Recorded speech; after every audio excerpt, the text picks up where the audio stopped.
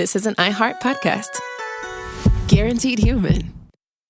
Support for the show comes from Public, the investing platform for those who take it seriously. On Public, you can build a multi-asset portfolio of stocks, bonds, options, crypto, and now generated assets, which allow you to turn any idea into an investable index with AI. It all starts with your prompt. From renewable energy companies with high free cash flow to semiconductor suppliers growing revenue over 20% year over year, you can literally type any prompt and put the AI to work. It screens thousands of stocks, builds a one-of-a-kind index, and lets you backtest it against the S&P 500. Then you can invest in a few clicks. Generated assets are like ETFs with infinite possibilities, completely customizable and based on your thesis, not someone else's. Go to public.com/podcast and earn an uncapped 1% bonus when you transfer your portfolio. That's public.com/podcast. Paid for by Public Investing. Brokerage services by Open to the Public Investing Inc. Member FINRA and SIPC. Advisory services by Public Advisors LLC, SEC registered advisor. Generated assets is an interactive analysis tool. Output is for informational purposes only and is not an investment recommendation or advice. Complete disclosures available at public.com/disclosures. Time for a sofa upgrade? Introducing Anabe Sofas, where designer style meets budget-friendly prices. Anabe brings you the ultimate in furniture innovation with a modular design that allows you to rearrange your space effortlessly. Perfect for both small and large spaces, Anabe is the only machine-washable sofa inside and out. Say goodbye to stains and messes with liquid and stain-resistant fabrics that make cleaning easy. Liquids simply slide right off. Designed for custom comfort, our high-resilience foam lets you choose between a sink-in feel or a supportive memory foam blend. Plus, our pet-friendly, stain-resistant fabrics ensure your sofa stays beautiful for years. Don't compromise quality for price. Visit washablesofas.com to upgrade your living space today. Sofas start at just $699 with no-risk returns and a 30-day money-back guarantee. Get up to 60% off, plus free shipping and free returns. Shop now at washablesofas.com. Offers are subject to change and certain restrictions may apply. There's no championship league for small business owners, but if there was, you'd be at the top of the standings. Because going pro with Lenovo Pro means you've got the winning formation. One-on-one advice, IT solutions, and customized hardware powered by Intel Core Ultra processors help you stay ahead of the competition. Business goes pro with Lenovo Pro. Sign up for free at lenovo.com/pro. Lenovo. There's a difference between liking a house and actually getting it. Redfin is built to make up that difference and close the gap between finding and owning the home for you. Redfin agents close twice as many deals as other agents. So when you find a home you love, you're not a step behind when it comes to making an offer. That means less watching great homes disappear and more focus on the one you'll call home. Redfin helps turn saved listings into real addresses. Get started at redfin.com. Own the dream. Hello, friends. I'm Robert Evans, and this is once again Behind the Bastards, the show that tells you everything you don't know about the very worst people in all of history. Now, this is part 2 of our epic 3-part series on L. Ron Hubbard. If you haven't listened to part 1, I recommend doing that now. For those of you who are back for part 2, you're listening to this the day after part 1 is dropped, but we are recording them all in one terrible marathon. One fell swoop. So you're at us in the point, if this were an actual marathon, this is about mile 5, where you're starting to feel good, you've hit a stride, you're happy with the progress, but midway through this is when we're going to hit our wall, and it's just going to break us both as human beings and as creative artists. So that should be really exciting for all you people. And then the third episode, we won't even be human beings. We'll just be shattered remnants of souls hanging on to meat coffins. Yeah. It'll be engrams. Engrams in a meat packing. Anyway, you ready? I'm so ready. Let's do this. So people regularly message me on Twitter to suggest new candidates for episodes of this podcast. Sometimes their suggestions are spot on, and I do appreciate them. But I get a lot of people who will suggest shitty people like Ben Shapiro or Rand Paul or Brett Kavanaugh. And I'm not going to do an episode on any of these people because while they're shitty, they're all kind of lame. Like, they're not interesting in a bad way. We all know the ways in which they're bad. Like Brett Kavanaugh, everyone who thinks he's bad understands everything about him is a shitty person. That's public knowledge. I like to cover people who are shitty and exceptional, and that's why I picked L. Ron Hubbard this week, because I really do think, we talked about this a little in the first episode, I think he may be the greatest con man who ever lived. So today is a story about, we ended the last episode with the establishment of Dianetics as a science is kind of how he built it. You can think of like anyone, Jordan Peterson. He's like that sort of guy where he, normally a guy that gets 6 months a year of prominence or so, right? Yeah. Where everybody loves their new pop philosophy book. And then we just sort of shovel them into the coal fire of our culture and forget about them and move on. Another year, someone else will come up and Right. we'll all be obsessed with that for a little while. L. Ron Hubbard avoided letting that happen to him. And this episode is the story of how he fought against falling into obscurity. Okay, so I'm going to take notes during this episode. Yeah. If you want to become a guru and then transmit that guru-ness into starting your own world religion, this is the first class you've got to take on that. Because L. Ron Hubbard is the master. Yep. Whoa, that's why that movie's called The Master. Yeah, I just got it. The master is Just got literally it. Just about... got it. Okay. So within 2 months of publishing Dianetics, more than 500 different Dianetics groups had started across the United States. L. Ron Hubbard began offering classes in Dianetics that were like $250, $500 a piece, and holding, conferences. He established different centers in different states and whatnot, foundations he called them, and the money started pouring in. Hubbard's work developed a rapid fan base who blanketed newspapers with angry letters when they provided critical commentary. It was sort of like an early example of what now happens every time anyone insults anybody popular. Yes. Like the first edition of the Elon Musk's Internet Hate Mob was L. Ron Hubbard's fans of Dianetics sending angry letters to the New York Times. One of the heads of Hubbard's Troll Brigade was a political science professor from Massachusetts named Frederick Schumann. In one letter to the New York Times, he wrote, "History has become a race between Dianetics and catastrophe. Dianetics will win if enough people are challenged in time to understand it." Now, the reason that people thought this was so important was because L. Ron Hubbard had claimed that Dianetics was not just a path to personal betterment. It was a way to cure people of mental illness, of psychopathy, but also it was a way to, if everyone did Dianetics, if everybody became clear, Hubbard said, there'd be no more war. And this was, again, you're talking about 1950, the specter of nuclear extermination has just arisen for the first time. So people are freaked out that, like, we're going to murder the whole species, which we probably will at some point. Right. Hubbard is claiming with Dianetics, we can denuclearize the world, we can all live in peace. This is what will save humanity from the darkness of the Cold War. And America ate it up. Yep. For the first time in his life, L. Ron Hubbard became the focus of national attention, which is clearly what he'd wanted his entire life. Yeah. So suddenly he was being interviewed by a lot of journalists and newsmen, and of course they asked him about his childhood and his background. And this is when he was telling all of them about, I was a blood brother of the Blackfoot tribe, I flew found across the gold. country, Yeah, found gold.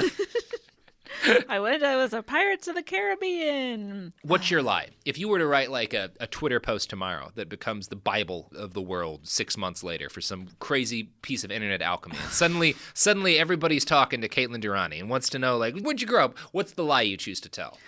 Oh, God. I mean, I'm just such an honest person that I can't even make up a lie. So you're never going to have your own religion with that attitude. I know. I think the closest thing I would be that I'm from Punxsutawney, Pennsylvania, the home of the groundhog, of course. That's a lame lie. I know, but the truth is that I'm from a town about 20 miles away. But it's just easier to say, yeah, I'm from Punxsutawney. That's not even a lie. I That's know. that's like growing up in Mesa and claiming you live in Phoenix. Like it's I know.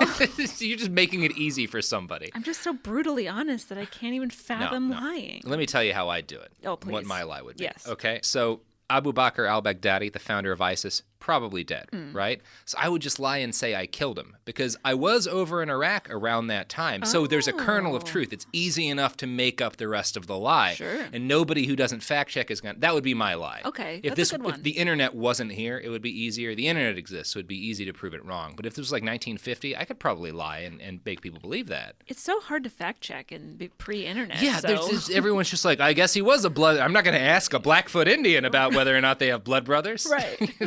Talk to somebody who's not white. No, sir, this is the New York Times. Right.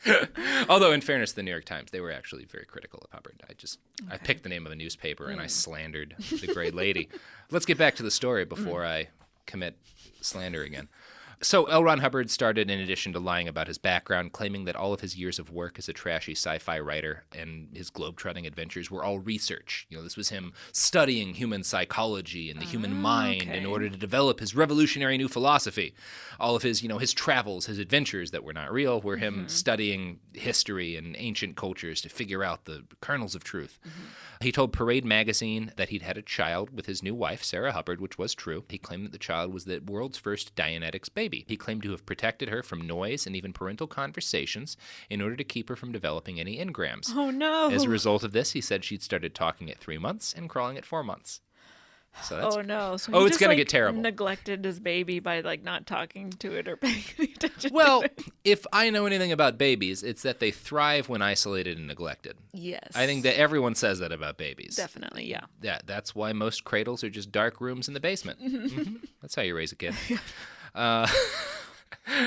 Just a few months after the debut of Dianetics onto the world stage, L. Ron Hubbard introduced Sonia Bianca as the world's first clear. He claimed that she had, quote, full and perfect recall of every moment of her life, and then brought her out in front of an audience to prove it. Unfortunately, Sonia was just a 21-year-old physics major who did not have perfect recall of her entire life. No kidding. So the audience immediately started asking her stuff like, what did you have for breakfast on October 3rd, 1942? What's on page 122 of Dianetics? And she couldn't answer any of this stuff. Yeah. At least get an improv actor to be Right? like, oh, yeah, I had an omelet. Someone to lie, right? Yeah. At one point, Hubbard turned his back, and someone asked her what color his tie was, and she couldn't even answer that. Oh. So this is it's a debacle, this first attempt to reveal a clear. But it teaches Hubbard a powerful lesson, which is never, ever put yourself in a position where people can prove you're wrong. If you're going to hold events and stuff, you got to stage manage that shit so that it goes exactly the way you want. Yeah. He would be more careful in the future. He did come up with insane Dianetics logic to justify why she hadn't been able to perfectly recall everything.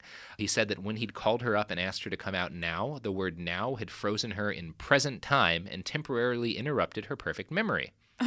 Oh, wow. Okay. Yeah, that makes sense to me. The mental gymnastics. I'm back on board. So the whole event was a debacle, but it hardly put a dent in the progress of Dianetics. In less than a year, the new science had made enough money to buy a $4.5 million mansion in Los Angeles, so Hubbard could manage his new operation in style. It was the old California governor's mansion, which is weird because the capital's not in Los Angeles. I don't know why we had a governor's mansion in L.A., but he bought it. All that money attracted attention from the government and from the media. There were, from this point on, kind of regular looks into him from the FBI and stuff, just because, he's making a lot of money. He's not paying taxes on a lot of it. He's being very shady with it. Barbara Kay worked with him at this time. She was a PR assistant for Mr. Hubbard. She later noted in interviews that, quote, he was having a lot of political and organizational problems with people grabbing for power. He didn't trust anyone, and he was highly paranoid. He thought the CIA had hitmen after him. We'd be walking along the street, and I would ask, why are you walking so fast? He would look over his shoulder and say, you don't know what it's like to be a target. No one was after him. It was all delusion. Good. Barbara would go on to have an affair with Hubbard, who'd since lost interest in his second wife, Sarah. The two worked closely together and often traveled together so the great leader could administer the far-flung chunks of his burgeoning new empire. At one point, he leased an apartment at the Chateau Marmont for them to share. In order to reassure Barbara of their relationship, Ron walked her through the apartment and said, this is your closet, this is your dressing table, this is your toothbrush. 2 days later, she found all of her possessions that she'd left in the apartment on a bag at her desk. L. Ron Hubbard's wife, Sarah, and their baby had moved to Los Angeles, and Hubbard had put them up in the apartment he'd rented for himself and Barbara. Later in the day, he apologized to her, called his wife a bitch, and said, I miss you. Then he asked her to have dinner with him and his wife that night. Wait. With his wife present. Yeah. He wanted to have dinner with him so she wouldn't think that he was having an affair with Barbara. Okay. All right. I understand. In her interviews with Russell Miller, Barbara admitted that she felt almost uncontrollably drawn towards L. Ron Hubbard because she would get pissed at him a lot for being a creep. But, quote, I was completely infatuated. I remember I said to my roommate, we had a small apartment in Beverly Hills, if I ever tell you I am marrying this guy, I want you to tie me up and not let me out the door because he's a lunatic. But I didn't trust myself not to do it because I was so enchanted by him. Being with him was like watching a fascinating character playing a role on a stage. I was never bored with him. He was a magical, delightful man, a great raconteur, very bright and amusing, and a very gentle, patient, and sweet lover.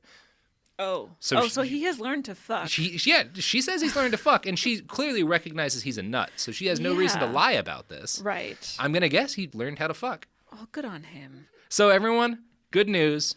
L. Ron Hubbard learned to fuck. All right. That's a t-shirt. That- That's a t-shirt. Someone do some art for our L. Ron Hubbard Learn to Fuck shirt so we can get really sued by the Church of Scientology. Yeah. Like, ludicrously sued. L. Ron Hubbard condoms, maybe? L. Ron Hubbard Dental Dam. That's the one. Oh, wow, yeah. He was a gentle lover. That's what Dental Dam says. Here's Barbara again. At the time, I recognized early on that he was also deeply disturbed. Some of the things he told me were really bizarre, but I never knew what to believe. He said his mother was a lesbian and that he had found her in bed with another woman and that he had been born as the result of an attempted abortion. He talked a lot about his grandfather who could really hold his liquor and played a fiddle with the head of a Negro carved on the end. But he never talked about his father and never once mentioned he had children. I did not know he had a son until I read it in the newspapers years later. Oh, no. There's a lot in that paragraph, too. Wait, also, wasn't the fiddle a guitar? I think Or it was a guitar. always- okay. I think it was a guitar. So but he's just lying about his instruments, he too. may have forgotten what kind of instrument with a weirdly racist carving his Right. grandpa had. I don't know. I'm going to give him a pass on that one. Sure. That's so close to the truth that it counts as honesty out of L. Ron Hubbard's mouth. Yes. I don't even know what to say about part of what this makes me think is that maybe he did think that his mom had tried to abort him. I heard no evidence of this, but he seems to be obsessed with the idea, so maybe he thought that? I don't know. Well, also, like, he was, as we heard in part one, like, the beloved, like, babied. Yeah. Everyone loved him in the family. So, like, what that... It does seem, and I think this will become clear, that he had a persecution complex. There's part of him that wanted to be hunted, that wanted the government after him. So he may have just had a really happy family life and wanted to invent, like, this dark backstory for himself because his real life was kind of boring. At one point, Barbara went with him to San Francisco, and they attended a welcoming party at the house of a local Dianeticist who adored L. Ron Hubbard. Barbara caught the great man in the kitchen making out with the host's wife. When they got back to the hotel, she refused to sleep with Hubbard, and he shouted, "They're all against me!" Oh, L. Ron. Yeah, oh, L. Ron. Oh. By the winter of 1950, Dianetics had grown way too fast for its britches. Hubbard had established too many schools in too many places, and they couldn't cover their own bills. He'd also hired way too many people. Dr. Winter, the guy who'd helped make Dianetics look legitimate, left the organization after several people developed psychoses during auditing. One attendee, turns out you can damage people by doing this. Yeah, have an untrained people try to do psychotherapy. Yeah. It's a mixed bag. Well, lesson learned. They didn't learn any lessons. This lesson flew way over everybody's head and still has. One attendee of a Dianetics center in Elizabeth, New Jersey noted, quote, "People had breakdowns quite often. It was always hushed up before anyone found out about it. It happened to a guy in my course, a chemical engineer. They wanted to get him out of the school, and I volunteered to stay with him in an adjoining building. He never slept or ate and was in a terrible state. No one could do anything with him, and in the end they took him off to an asylum." Oh. Yeah. Yeah. Good. Okay. Yeah. Okay. Good. So Dr. Winter leaves, and a number of the people who had first, I think Campbell starts distancing himself from all this at this point. A number of people who had been backers of Dianetics sort of step away after, because Hubbard just immediately goes to like crazy guru. Sure. Like right away, because he'd been waiting for this his whole life. And which guy is Campbell again? Campbell's the editor, the science fiction the editor, editor, who was like a yes. fan of his, yeah. When Dr. Winter left, Hubbard announced that the doctor had been engaged in a scheme to take over the foundation, rather than just him being like, nah, this isn't working out. So he can't take accountability for anything. Oh, good Lord, no. No. L. Ron Hubbard take accountability for something? That is not the story we're reading. Yeah. Cool.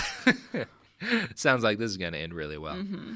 So problems with Dianetics were compounded by Hubbard's problems at home. In 1951, his wife Sarah attempted suicide. L. Ron audited her afterwards and claimed to have recovered an engram that told him his wife's suicide attempt had been caused by a phone call from Barbara about work-related business. Hubbard interrogated Barbara about this, and she actually wrote a record of the conversation in her diary. And it's pretty fun. Oh. Me, Barbara. You make a habit of instilling engrams too, don't you? That's fine. That's good behavior for the founder of Dianetics. Hubbard. Isn't it exciting for you, being a pawn of such a grand chessboard? You are playing for the world. Can you think of anything more exciting? Barbara. I don't give a good goddamn about the world. I want a single gratifying human relationship. Yeah. Hubbard, you couldn't have one. You're an ambitious woman. You crave power. You're a Marie Antoinette, a Cleopatra, a Lucretia Borgia. You must have a Caesar or an Alexander. You get the idea. Okay. She told him he needed her more than she needed him, and he responded, in 1939, I was very much in love with the girl. She felt that way, too. When I knew she had a boyfriend coming up, I waited on the stairway with a gun, just for a moment. Then I said, they are flies. I realized who and what I was and left. I told her I would leave her free to marry a Sharpie with a cigar in his mouth from Muncie, Indiana. Would you like to be left free? So... Hubbard. I don't understand that either. This is just how L. Ron Hubbard responds to someone trying to break up with him, I guess. Cool. I don't know. I could not find out what a Sharpie with a cigar in his mouth means as an insult. A permanent marker. I mean, I understand why Muncie, Indiana is an insult. And if there's any fans from Muncie, Indiana, let me know I've offended you. No, we do have a lot of Pittsburgh fans, and I'm going to give another shout out to Pittsburgh. Okay. It has no bearing on this story. Hey, but... not too far from Punxsutawney, where I'm from. Ah, you're learning. You're Hubbarding. Yeah. So this seems to have prompted L. Ron Hubbard to fire Barbara and break off the affair temporarily, although he would try to re-engage it a couple of times. His marriage, though, was already doomed at that point. His wife, Sarah, had begun to date a Dianeticist named Miles Hollister, who she'd met when Hubbard had forced his mistress to go on a double date with him and his wife, and she brought Miles along, and then his wife wound up with Miles. Wow. Yeah, it's a messy tale. And Miles was apparently like a handsome, nice, intelligent guy, so Hubbard was obviously furious at all of this. Oh, yeah. It was around this point, in 1951, when L. Ron Hubbard decided to start drugging his followers. Based on nothing, really. He came to the conclusion that a mix of benzodrine, which is a type of speed, insane doses of vitamins, and glutamic acid would help make auditing more effective. He called this chemical mixture GUK. According to his agent, you were supposed to take it every 2 hours for at least 24 hours, so it was like really crazy doses of speed and vitamins. And taking enough would allow you to release the engrams within you without the need for an auditor. So that was Hubbard's claim. It didn't work out. Dianetics quickly abandoned this practice, but L. Ron Hubbard never gave up on the idea of dosing people with absurd amounts of vitamins to gain unspecified benefits. You need your B12. You need it! God, you need too much B12! In the late 70s, after Scientology was established, the church, he developed a variety of Scientology-focused rehab centers, Narconon for drugs, Criminon for crimes, just to name two.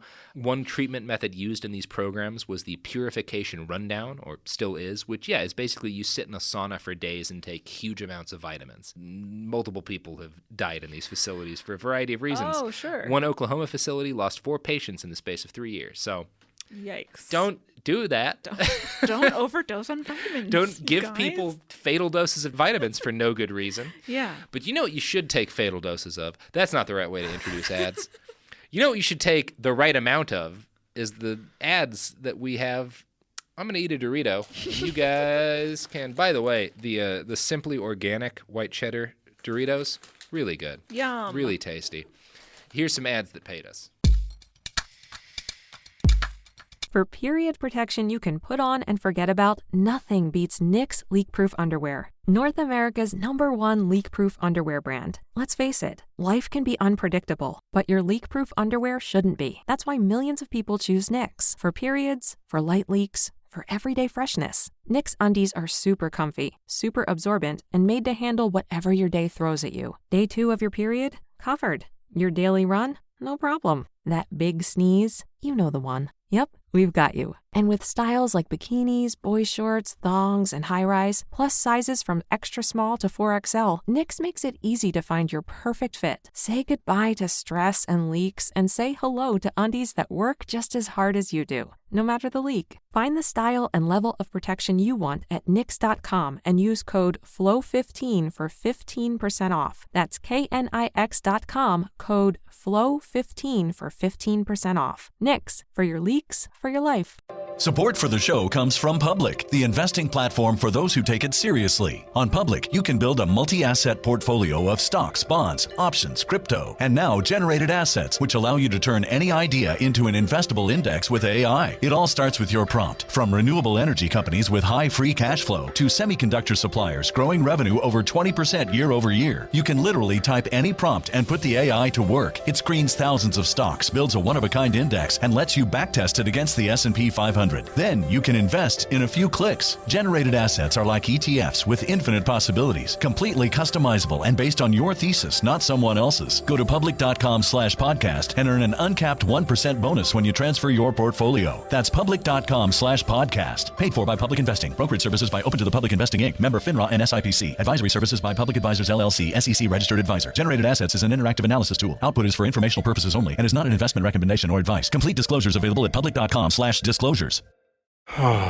Sink into affordable luxury. Anabay is the only machine washable sofa inside and out. With stain-resistant slip covers and a cloud-like frame duvet, everything goes right in the wash. Plus, the modular design lets you change the look of your space anytime. Visit washablesofas.com to upgrade your home. Shop up to 60% off site-wide, with sofas starting at just $699 and a 30-day money-back guarantee. Shop now at washablesofas.com. Offers are subject to change, and certain restrictions may apply.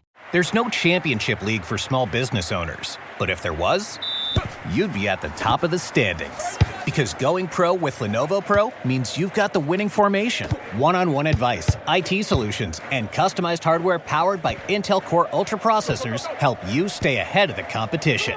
Business goes pro with Lenovo Pro. Sign up for free at lenovo.com/pro. Lenovo.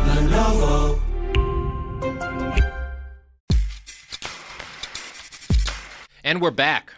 We're back, and I just ate a couple of white cheddar organic Doritos. Delicious. I'm not really focused on the organic thing normally. I can't imagine how organic would be different from normal Doritos because it's all very processed, but it's good. Yeah. I think it might just be that white cheddar is a flavor I like a lot, and these white cheddar Doritos are fucking fantastic. Yeah. Well, are the Cool Ranch, are those white cheddar or is that something different? It's Cool Ranch. Oh, What do you mean? What do you mean is that something different? Well, there's got to be cheese involved in the look. We have 3 bags of Doritos on the table right now. They've given us $0. We have 3 more bags than dollars we've gotten from the Doritos people.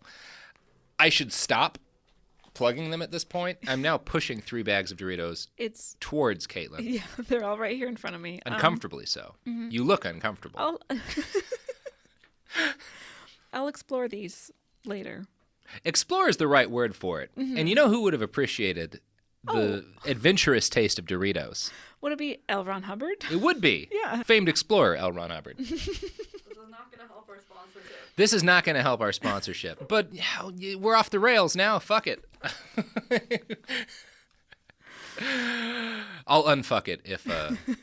I'll do a whole podcast on how L. Ron Hubbard would not have enjoyed the flavorful taste of Doritos if the Doritos people get in touch with us. Is that good? Okay. Let's get back to this story. So when we last left L. Ron Hubbard, he'd broken things off with his wife and his mistress. And yeah, it's 1951. He tried to drug his followers, but it hadn't worked very well. And later in 1951, the New Jersey Board of Medical Examiners started what would become a decades-long pattern of state and national agencies investigating L. Ron Hubbard's activities. They accused his facility in Elizabeth of teaching medicine without a license, and they brought a suit against him. In response, Hubbard closed up shop because he knew he was going to lose any sort of legal battle because he was 100% teaching medicine without a license. And they left New Jersey. Everything he owned was shoved into the back of a black limousine, and they drove to Los Angeles. Oddly enough, Greg Hemingway, youngest son of Ernest Hemingway, was one of the Dianeticists who packed L. Ron Hubbard's stuff. Greg. Come on. Greg Hemingway. Jeez. It's weird because Ernest Hemingway sounds like an author name. Like it just has that, probably because of Ernest Hemingway, but it still has Greg. Right. Like as a father, you're really sabotaging your kid from following in your footsteps. At least go by Gregory. I mean, you need more than one syllable, I think. Gregory. I'd never read a book from a Gregory. That's such an untrustworthy name. No. I mean, sir. I wouldn't. Yeah. Michael. There's a book name. Oh, come on. That's just too generic. Sorry for all you Michaels out there. You want a generic first name and then an exciting last name. Ooh, like Michael Crichton. Hey, Michael Crichton. There you go. That's pretty good. See? Exactly. Yeah. The most trustworthy writer in all of history. He didn't turn out to be crazy or anything. You know what? I'll forgive everything he did after Jurassic Park because of Jurassic Park. Hey, you and I are on the same page. But yeah, that was not as bad a descent as this cheesy sci-fi author, but pretty rough. In case you don't know, Michael Crichton spent his later years writing a whole book about how global warming was a lie, and also writing one of the critics who badly reviewed his books into one of his novels as a pedophile. And describing the critic's small penis. Oh, jeez. Michael Crichton. Classy fella. Yep. Oh, boy. Okay, so the marriage of L. Ron Hubbard and Sarah Northrup fell apart as he was fleeing New Jersey. He knew that there was going to be a divorce, and since he was now quite wealthy, there was a lot of money at stake.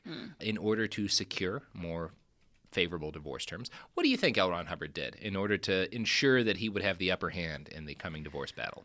Well, he's not known for lying, so I don't imagine he did anything dishonest. So I would guess that, he just parted with half of his money and assets amicably. No. Oh, shoot. Fun fact, he kidnapped his daughter Alexis and took her to Cuba. No! Yes, I remember this from Going Clear. Yeah. Oh, boy. Well, he didn't immediately take her to Cuba. First, he kidnapped her and paid a random nurse to take care of her for a month, and then kidnapped his wife. Once the baby was already taken care of, he and two of his followers kidnapped his wife, physically forced her into the vehicle. According to Barefaced Messiah, they grabbed her by each arm, one of them clamped a hand over her mouth, and they bustled her out of the house, across the sidewalk, and into the back of the car, which drove off at speed. Sarah fought like a cat in the back of the car, screaming and shouting at Hubbard, who in turn was shouting at her. At one point, when the car stopped at traffic lights, she tried to leap out, and thereafter Hubbard gripped her round the neck in a stranglehold while the argument continued. Oh. Yeah. Okay, feminist icon, L. Ron Hubbard. Kidnapped his wife.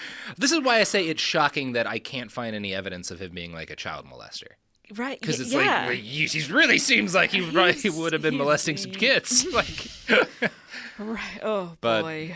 Okay. Like I said, still a piece of shit. Still a monster. So once his wife was subdued in the back of the car, they drove to San Bernardino to try and find a midnight doctor who would declare Sarah legally insane. Oh, no.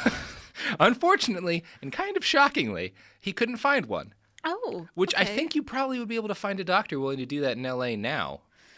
Yeah. If you had L. Ron Hubbard money. But Right. apparently you couldn't back then. All right, that's encouraging. So kudos 1950s San Bernardino psychiatrists. You get a clear pass from behind the bastards. Eventually, he promised to tell his wife where she could find their daughter if she signed a piece of paper claiming he hadn't abducted her just then. Oh, wow, this guy. I'm starting to like him. It's just so consistent. Yeah. Like, it's just so shockingly consistently terrible. I'll tell you where our kidnapped daughter is if you agree not to tell anyone that I just kidnapped you and strangled you and tried to declare you insane. I mean, I gotta say, in 1951, strangling probably wouldn't have gotten him into much trouble. Probably And not. it didn't. Yeah. It sure didn't. He let her go after she signed the paper, but when she went to go find their baby, Hubbard had already had the child moved. In fact, he'd hired a couple who were, again, strangers to drive the baby across the country. The baby's just an afterthought. Oh my At no point is he focused on this kid. Yeah. It couldn't matter less to him. Sarah Hubbard filed a kidnapping complaint with the LAPD, but they assumed this was just a domestic dispute and decided not to get in the middle of things. So the LAPD, Yeah. hitting it out of the park in 1951. Good job. Yeah, you guys don't get a pass. No. Psychiatrists of San Bernardino, cool with you. Yep. Fuck the LAPD in 1951. LAPD today, if you want to sponsor the show, we can talk about it. In the meantime, while Sarah was trying to file a kidnapping complaint, L. Ron Hubbard found a psychiatrist who was willing to diagnose him sane, which he had done, just as Okay. sort of a precautionary measure. According to one of the men who helped him do all this, a Dianeticist with the last name of DeMille, quote, "He and I first went to a psychiatrist who didn't like the smell of it. He obviously thought he was being manipulated, so we just paid him $10 and left. Then we went to a prominent diagnostic psychologist of that era who did some projective testing on Hubbard and produced an upbeat, harmless report, saying he was a creative individual upset by family problems and dissension, and it was depressing his work and so forth. It was very bland, but Hubbard was delighted with it. The main value of it to him was that it didn't say he was crazy, so he could claim he had been given a clean bill of health by the psychiatric profession." Okay. Next, Uh-huh. he called the FBI to claim that Miles Hollister, the man his wife was having an affair with, was a communist as well as armed and dangerous. He made several calls and reports to the FBI trying to get them to murder his wife's new lover Oh. by claiming he was an armed and dangerous communist. Next, L. Ron Hubbard, DeMille, and his baby flew to Havana, Cuba. Hubbard put the baby in the care of 2 Jamaican women as soon as they arrived, who were also strangers. Strangers? Yeah, strangers. Okay. Not with anybody who cares about it. No. Yeah. No, L. Ron Hubbard's not going to spend any time with his baby. Yeah, no. He spent the time in Cuba writing the draft of a sequel to his book on Dianetics and drinking huge quantities of rum. So he couldn't be taking care of a baby then. No, he's too He had to drink for busy. several weeks straight and write a terrible book. Sarah did eventually file a writ with the LA Superior Court, and the news picked up the exciting story that the founder of America's newest cult psychological fad, whatever, had abducted his own child. As a result, L. Ron Hubbard had to write a letter to his estranged wife. So I'm going to read you that letter now. This is to Sarah. This is to Sarah. Okay. Dear Sarah, I have been in a Cuban military hospital, and I am being transferred to the United States next week as a classified scientist immune from interference of all kinds. Though I will be hospitalized probably a long time, Alexis is getting excellent care. I see her every day. She is all I have to live for. My wits never gave way under all you did and let them do, but my body didn't stand up. My right side is paralyzed and getting more so. I hope my heart lasts. I may live a long time, and again I may not. But Dianetics will last 10,000 years, for the Army and Navy have it now. My will is all changed. Alexis will get a fortune unless she goes to you, as she would then get nothing. Hope to see you once more. Goodbye. I love you, Ron. So more truth. Yeah, no, More truth 100% from this, honestly. Truth. Alexis is his daughter, who he's not taking care of and instead drinking rum. Yes, and will later deny is his child and tells her when she comes to him as an adult that she was the illegitimate child of his wife. And Okay, Miles. I was going to ask about, because he has kids from his first marriage with Paula. Do we He know wound up anything having about 5 or them? 6 kids. Oh, wow. Yeah, one of them, Nibs, I think was his nickname, was with the cult for a while and then left, changed his last name to DeWolf. L. Ron Hubbard's nephew, Jamie DeWolf, does a lot of, I think he's like a motivational speaker and stuff. So a number of his kids have become big anti-Scientology sort of voices. Whew. He didn't spend any time with them, Yeah. so how could they have? One of his kids committed suicide. no. Yeah, at least one. So Sarah filed for divorce, and the court documents she filed revealed horrific details from inside their relationship. According to her, at one point, Ron told her they couldn't get a divorce because it would be bad for his reputation. She says that he told her, basically, you'll kill yourself if you really love me, because we can't get divorced because it's the 50s. Oh, jeez. She also says that he regularly strangled her. She believed that he was insane and needed to be locked up in a mental asylum. Obviously, she has a bias, but it's really hard to disagree with that statement. Oh, yeah. What a different world it would be if somebody had given L. Ron Hubbard the help he so desperately needed. Yeah. Now, Hubbard flew back from Cuba around this time. He wound up living with a millionaire Dianetics enthusiast named Purcell, who had gotten rich through something else and just loved Dianetics. Purcell wound up essentially taking over the business operations of Dianetics for a while and fixing everything, unfucking all of the damage Hubbard had done to the structure of it to make it profitable. And for a while, Wichita, Kansas becomes the center of Dianetics research. Oh, okay. Yeah. Wichita! So they're doing research? Not really. I mean, yeah. They just quote, lie. unquote, Yeah, research, yeah. But okay. No, I mean, no. Ron Hubbard writes a bunch of books about Dianetics to try to sell them to people, and Yes. they teach classes. But no, I don't think they're doing much real research. When Sarah found out that Hubbard was in Wichita, she filed a petition asking to have his assets in Los Angeles placed into receivership. Hubbard responded by sending a letter to the Department of Justice. He described himself as basically a scientist, which... These are his exact words, basically a scientist, and accused the communists and their secret agent, his wife, of orchestrating a campaign to try and destroy him. He would later claim that his wife was a Nazi agent as well. He kind of switched between the two, Okay. pretty much at will. And this is like McCarthy era, right? Yeah, Okay. a good time to be accusing people of communism. yeah. It is proof of how nutty he sounded. He is constantly going to the FBI and claiming that all the people who are against him are communists and armed and stuff.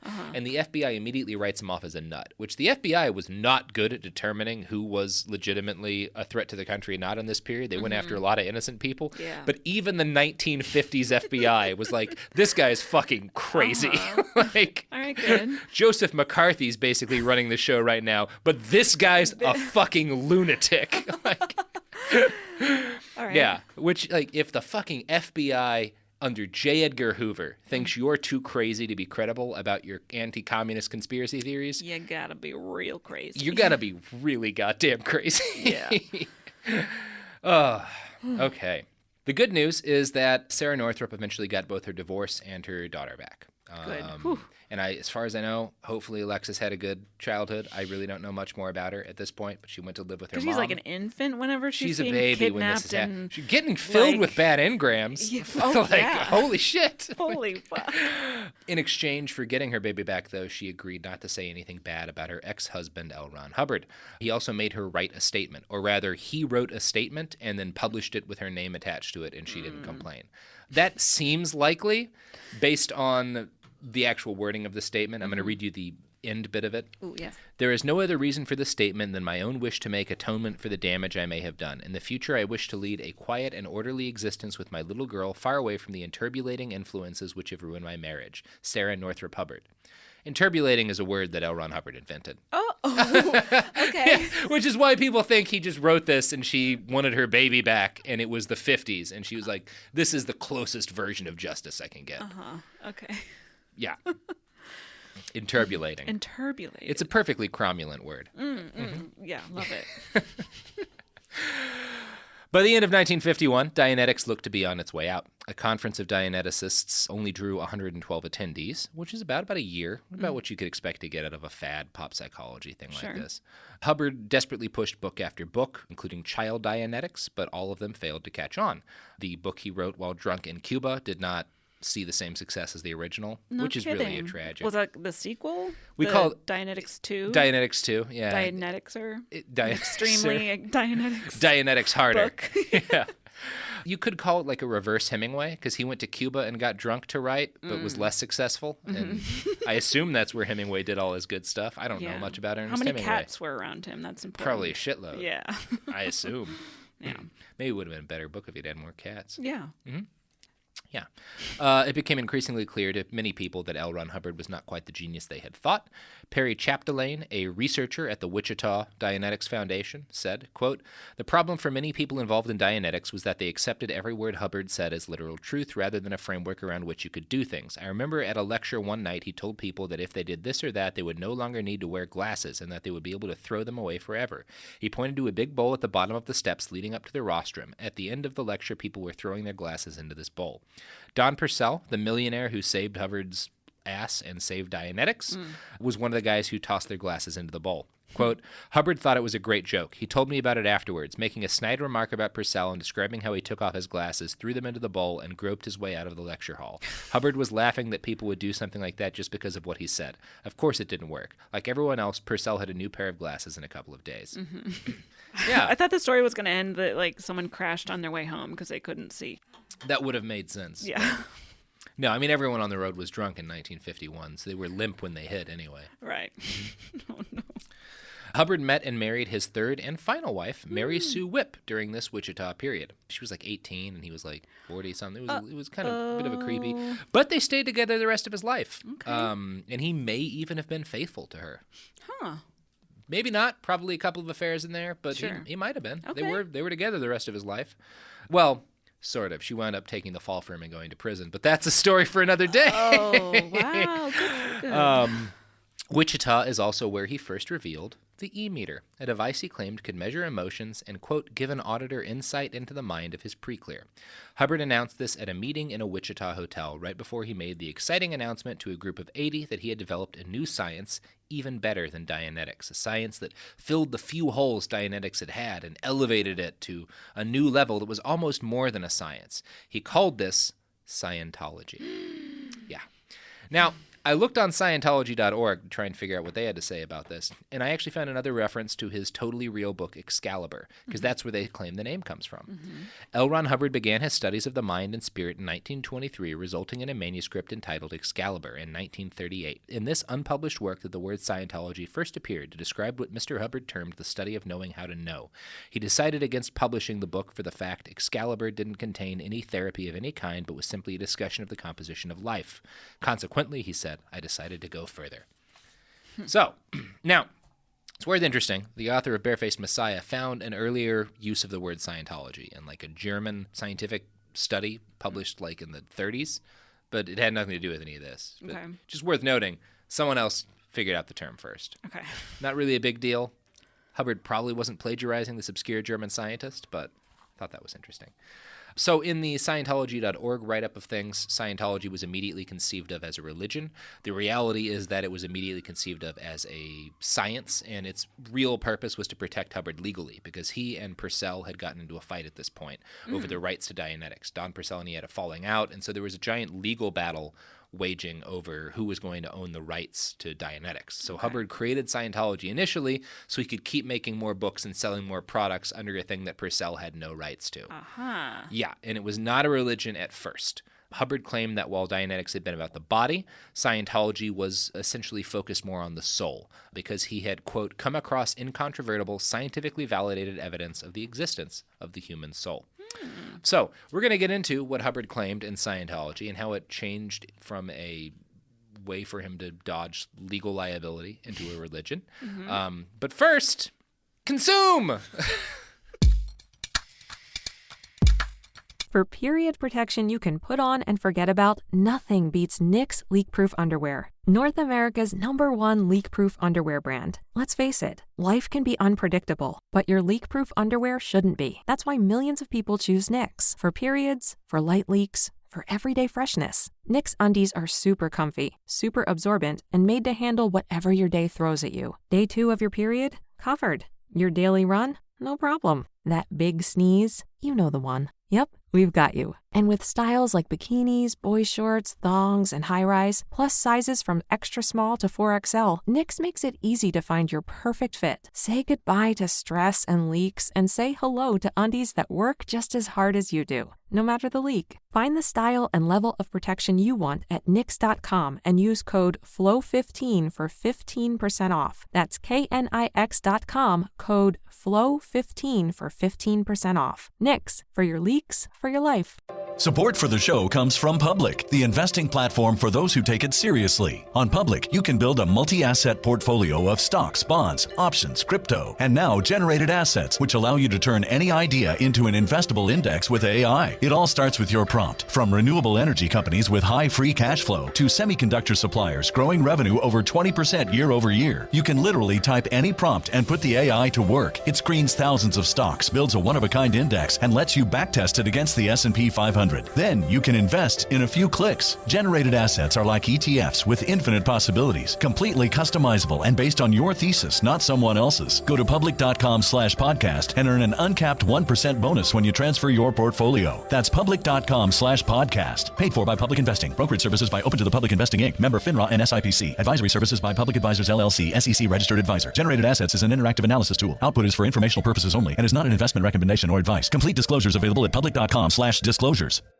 Time for a sofa upgrade? Introducing Anabay Sofas, where designer style meets budget-friendly prices. Anabay brings you the ultimate in furniture innovation with a modular design that allows you to rearrange your space effortlessly. Perfect for both small and large spaces, Anabay is the only machine-washable sofa inside and out. Say goodbye to stains and messes with liquid and stain-resistant fabrics that make cleaning easy. Liquids simply slide right off. Designed for custom comfort, our high-resilience foam lets you choose between a sink-in feel or a supportive memory foam blend. Plus, our pet-friendly, stain-resistant fabrics ensure your sofa stays beautiful for years. Don't compromise quality for price. Visit washablesofas.com to upgrade your living space today. Sofas start at just $699 with no risk returns and a 30-day money-back guarantee. Get up to 60% off plus free shipping and free returns. Shop now at washablesofas.com. Offers are subject to change and certain restrictions may apply. Pro drivers live for race day, but for small business owners, every day is race day. That's why going pro with Lenovo Pro matters. One-on-one advice, IT solutions, and customized hardware powered by Intel Core Ultra processors keep your business on the right track. Business goes pro with Lenovo Pro. Sign up for free at lenovo.com/pro. Lenovo.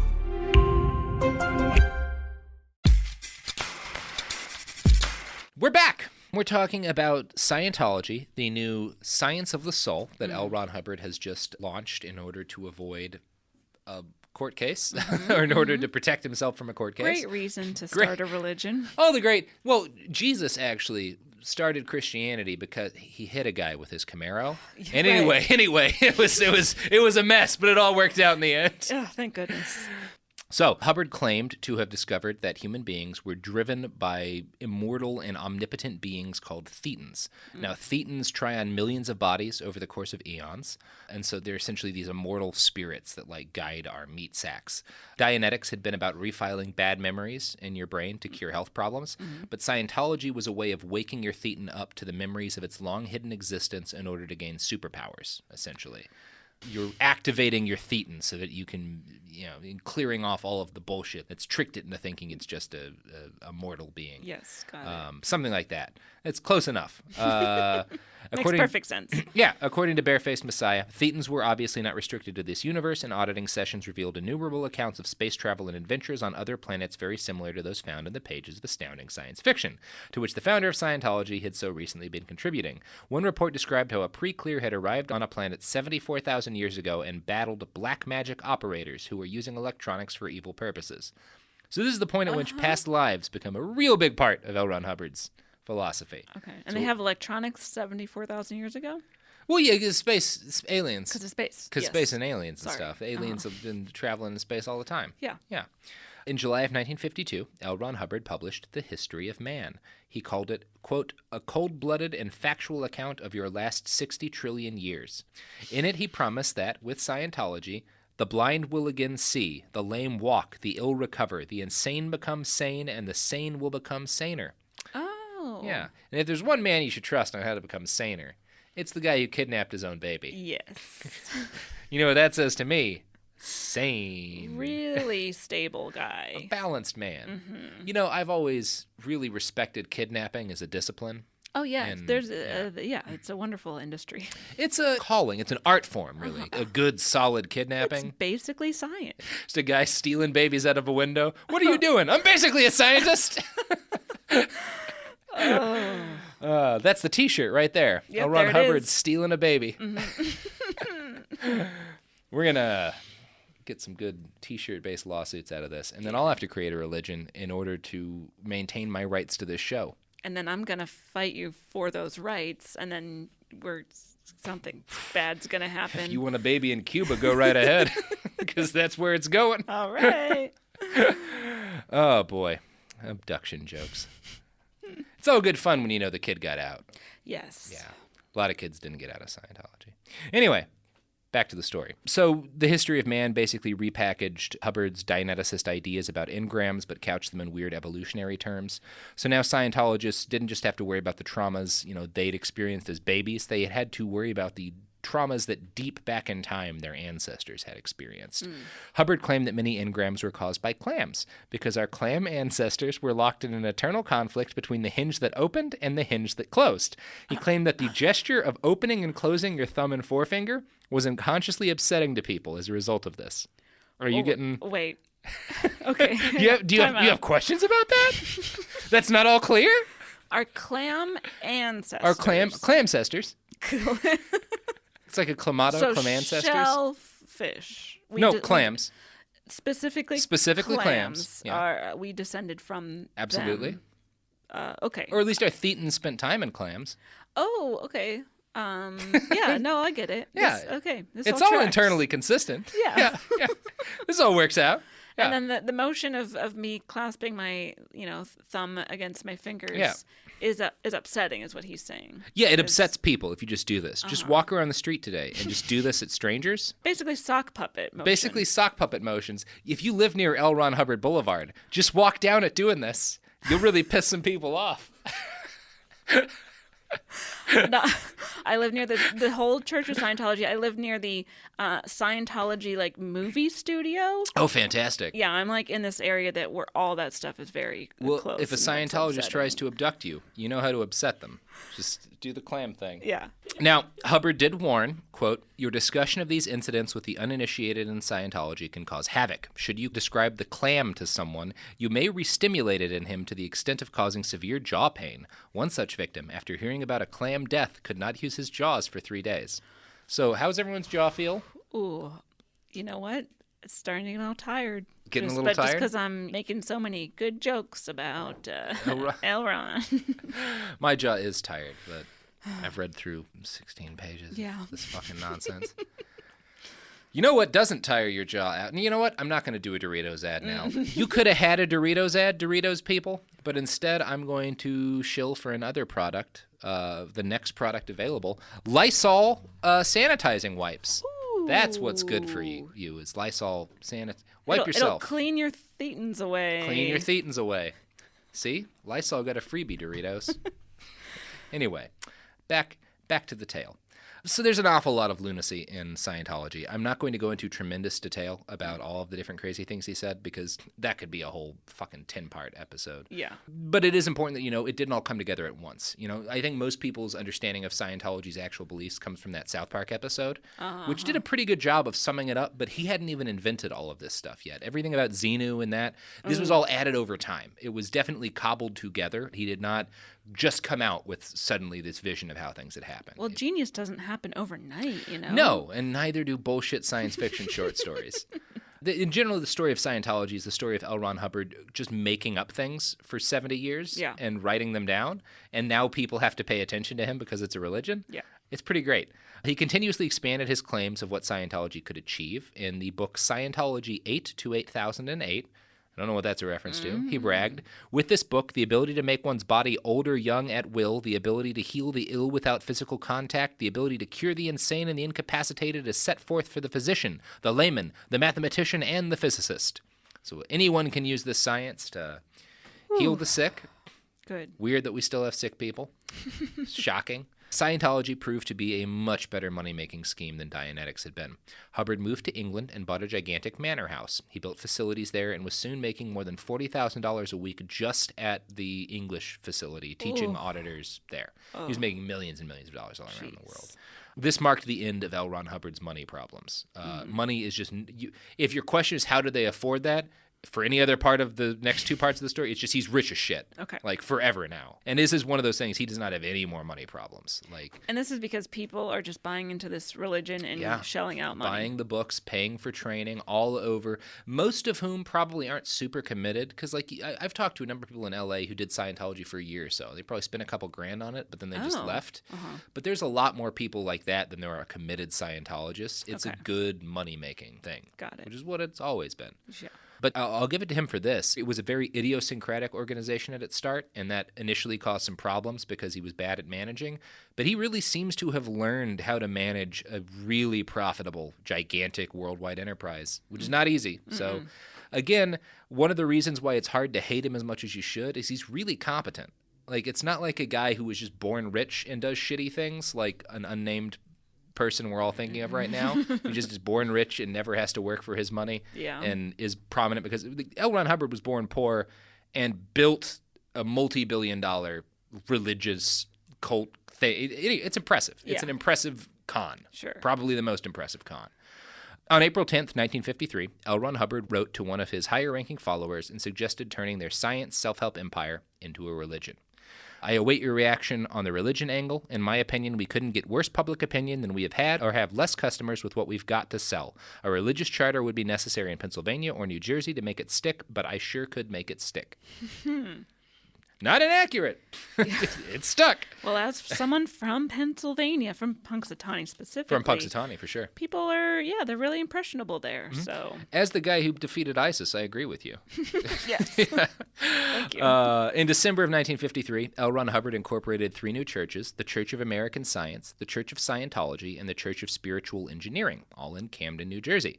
He's a Jersey boy. Cute. In February of 1954, he incorporated the Church of Scientology in California. Over the course of 1954, he encouraged Dianetics Foundation franchise holders, because that's how it had spread so rapidly, people were starting franchises, to turn their businesses into independent churches. Oh. Yeah. Interesting, right? Yeah. Really, it came together real well. Executives of the Hubbard Association of Scientologists were now ministers. Some even called themselves reverends. You just let people call themselves reverends. It's just whatever. Do whatever you want. It's whatever. I've always wanted to be a reverend. Yeah. Scientology wouldn't qualify as a religion for the purposes of tax exemption until 1993. This was a battle, the battle to get accepted. It took a long time. I'm not going to get into everything they had to do. It was a fucking uphill. Yeah. But starting in 1954, that's when he starts consistently saying this is a religion. Okay. This is the point at which Hubbard quit claiming to be a researcher and a scientist and started presenting himself to the world as a bona fide holy man. Basically a scientist. Yeah, basically a scientist. And now he's definitely a holy man. Definitely a holy man. Cool. He, of course, drew government attention, particularly from the FBI. This made him grow more and more paranoid.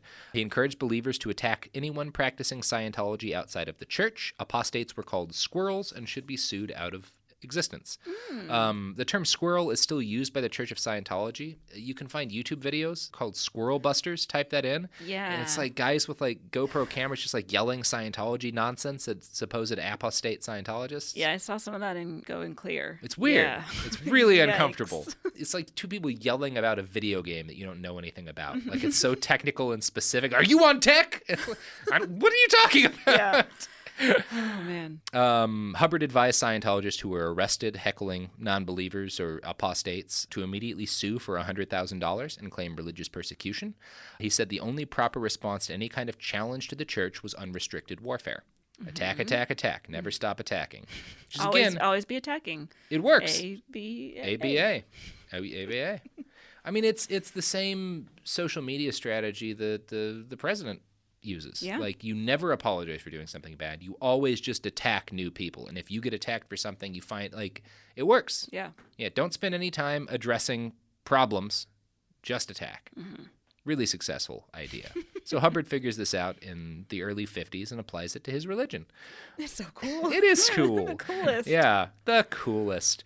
Throughout the late 1950s, auditing sessions and courses devolved from semi-scientific discussions of Dianetics into lurid stories of past lives as aliens and famous historic figures. One of Hubbard's followers recalled, "There was a good deal of rivalry as to who could dig up the most notable or extraordinary past life. Jesus of Nazareth was very popular. At least 3 London Scientologists claimed to have uncovered incidents in which they were crucified and rose from the dead to save the world. Queen Elizabeth I, Walter Raleigh, and the Venerable Bed were also popular. Funnily enough, I never met anyone who claimed to know anything about Attila the Hun, Genghis Khan, or Pontius Pilate." Okay. Which is, if you're ever pretending to have fake lives, pretend to be someone cool. Right. Yeah, no one wants to be a goody two-shoes in the past. Yeah, boo. Yeah, I was fucking Genghis Khan. That's a cool past life. Yeah. Yeah. Now, the CIA had taken an interest in Hubbard in 1957, and the FBI had been on to him for a while, must be because of the hundreds of letters he'd sent them, claiming people were communists. Mm-hmm. Oh, right. In 1960, L. Ron Hubbard officially spooked the government when he urged his followers to do everything in their power to stop the election of Richard Nixon. Okay. Not on the wrong side of history there. Now, Nixon didn't win probably for other reasons because JFK was just such a charming son of a bitch. But the whole escapade convinced Hubbard that he could use his cult to gain political power. In August of 1962, L. Ron Hubbard wrote a letter to President Kennedy claiming that Scientology was the only way to train human beings for the rigors of spaceflight. Since Hubbard and his followers were all aware of their past lives as space travelers, they really were the best people to manage astronaut training. Yeah, definitely. Absolutely. Totally, again, logically consistent. The S in NASA stands for Scientologists.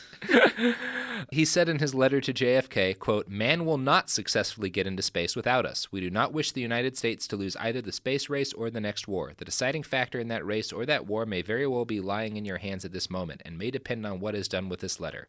Courteously, L. Ron Hubbard." Spoiler alert, we did get into space without them. Have we, though? I've seen those staged moon landing photos. See, I think the moon landing is staged, but I think it's because we really landed on Venus. Oh, that's an interesting theory. Okay. And that's where cell phones come from. Yes. And the government doesn't want you to know. I do agree with that. Yeah. Anyway, back to L. Ron Hubbard. In January of 1963, the FDA carried out a raid on the Church of Scientology. They didn't get much. It seems like one of those things where they basically cooked up a bullshit reason because e-meters were labeled improperly and were like making health claims they shouldn't make. But they used it as an excuse to send in like dozens of armed men and stuff to like raid a facility. It was like it was an overreach of force. It seemed like they were expecting to find a cache of weapons or something crazy because this cult seemed so crazy. Sure. And they didn't.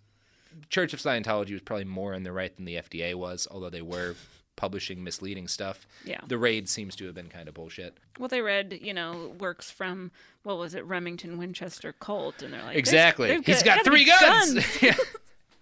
The whole thing increased L. Ron Hubbard's sense of paranoia and persecution. In 1965, Hubbard introduced ethics technology to his new faith, which included conditions that could be applied to people when they had ethical lapses. One member who worked in Hubbard's English manor as a butler recalled, "I was assigned a condition of emergency because I served him salmon for dinner that was not quite fresh. I was shocked. You had to go through a whole formula, write it up, and submit it with an application to be upgraded." Scientology developed a new cadre of ethics officers who were basically secret police, tasked with punishing the insufficiently dedicated or disloyal. Different penalties, including a condition of liability, could be imposed. Members in a condition of liability had to wear dirty gray rags on their arms. They also couldn't, bathe and stuff. It was gross. Oh. Church members who screwed up too badly were declared suppressive persons. These people, Hubbard declared, were fair game to be destroyed by any means necessary. Now, Australia had been a hotbed of Scientologist activity. Australia? Australia. Oh, okay. Yeah. All right. Hubbard bragged that it was going to be the first clear continent. But in October of 1965, an Australian Board of Inquiry published a report on Scientology, and they wholeheartedly condemned the cult. So Australia basically kicked them out. They said it seemed so silly that people would think it was harmless, but that it's really fucking dangerous. Scientology is evil, its techniques evil, its practice a serious threat to the community, medically, morally, and socially, and its adherents sadly deluded and often mentally ill. All right. So Australia knows what it's talking about. Yeah, and they ban him. They basically ban, or at least the state of Victoria basically bans Scientology. And I hate to say it, but we owe a lot of that to Rupert Murdoch. Newspapers he owned, and he seems to have been personally involved in really pushing coverage of how crazy Scientology was, which is responsible for starting the investigation, which got it banned. He gave them their first nickname, which is also the only nickname I'm aware of for them, Bunkomology. Didn't take off there. Rupert Murdoch's not great at naming things. No. But credit to a monster. He was in the right this one time in the fucking 60s. England began to crack down more on Hubbard and Scientology as well, with the U.S., Australia, and UK all clearly against him. L. Ron Hubbard began to look for a new place to base his growing faith. His first instinct was Rhodesia. You ever heard of Rhodesia?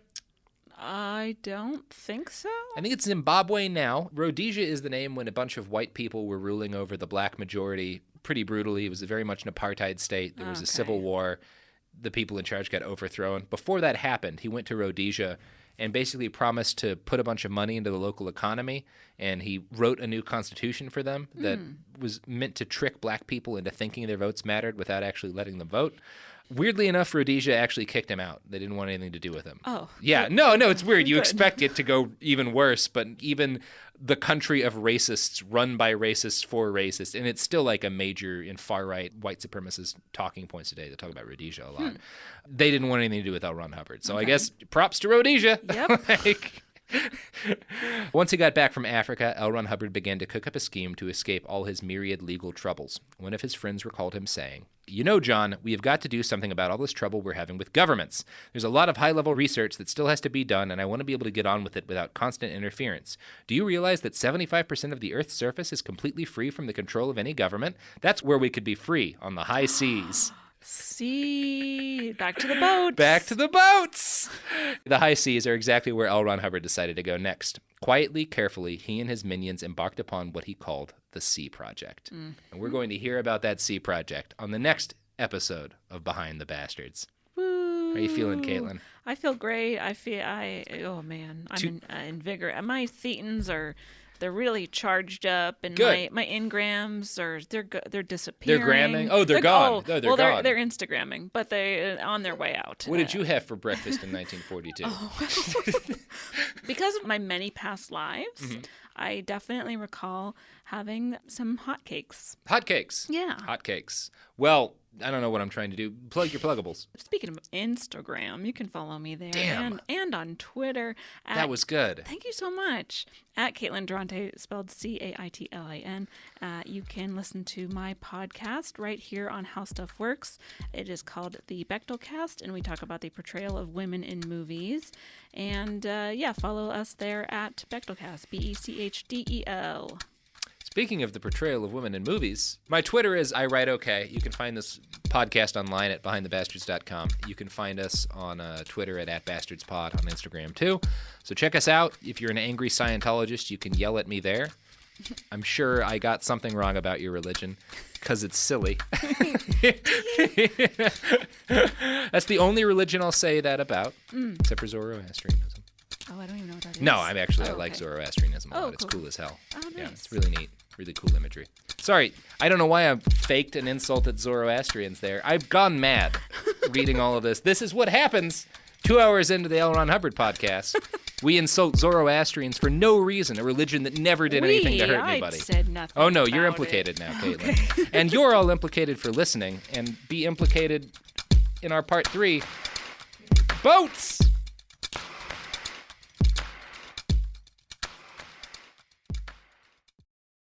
A BetterHelp ad. We get it. February is full of flowers, candy, and, of course, lots of talk about relationships.